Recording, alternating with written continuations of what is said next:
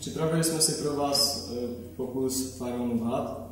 Budeme k tomu potřebovat nehořlavou podložku alobal, dále směs cukru s jednou sodou v poměru 9:1, etanol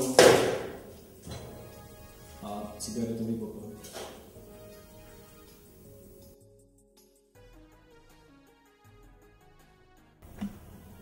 V prvním kroku jsme si připravili popel na alobal, uděláme z něj jakoby sopku a vytvoříme do něj důlek.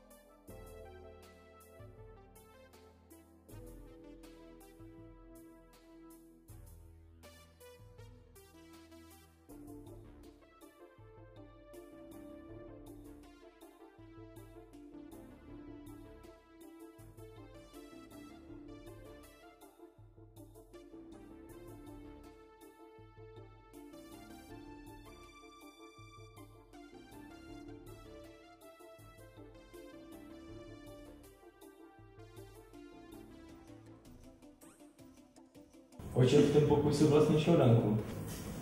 Při hoření cukru na popelu vzniká uhlík, nespálený karamelizovaný cukr, který vytváří tvar těla hada.